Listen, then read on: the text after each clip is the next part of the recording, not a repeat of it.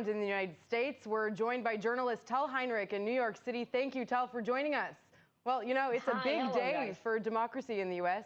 and also one of the most heated elections we've ever seen. What is the atmosphere where you are right now? Is it just another election day? It's very true, Lauren. Listen, voting day, election day is supposed to be an exciting day, a celebration of democracy. It comes once every 4 years, just like the Olympics. Well, not this year, but you know what I mean. And I'm under the feeling that many people in the U.S. this time, they just can't wait for this period to be over because the atmosphere is heavily charged. It's taking an emotional and mental toll on people, and they just can't wait for it to be over. Each side that I'm talking to keeps telling me that they are sure that the other side will not concede and will take it to court battles and dispute the election results. And then when I talk to Democrats and I talk to Republicans, each side is also very much convinced that their candidate will for sure win the elections if it's not for, unfairness, let's put it this way, if tricks are not played, if the process is fair. So it just shows you to what extent people do not trust the system. They don't trust the process, rather, and they're trying to delegitimize it. And some will tell you that it's setting the ground for court battles, for protests, for a scenario of violence and looting that we've seen over recent months. And it's all very concerning. You can already see how stores in Los Angeles, in New York, and Washington are boarding up with plywood and preparing for the worst. Well, it's funny that you talk about this division and this, the election results, because let's talk about this unscalable fence now being erected around the White House.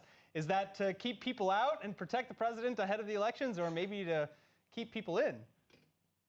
No, I'm pretty sure it's definitely to keep people out. And by the way, we've already seen some reports here in the U.S. claiming that groups like Antifa, for example, are organizing in advance. And I think no matter what the results will be, some people will find a reason to protest or to riot, I should probably say. Tal, what about voting? You know, the pandemic has really changed the way people are coming out to vote in this election. How long is it going to take, to actually find out who the winner of this election is?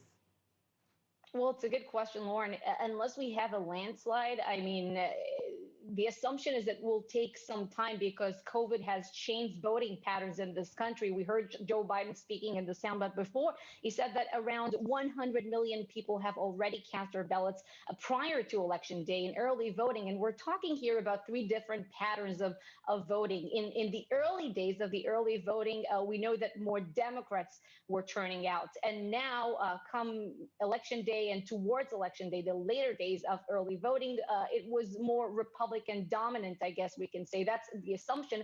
And then later we'll have the mail-in ballots, some of them which will be counted after Election Day. It depends on which states. Each state has different rules, according to Supreme Court, by the way, decisions in that sense as well. So I think we will have to wait unless we have a landslide win tonight. All right, Todd Heinrich, thank you so much for being with us.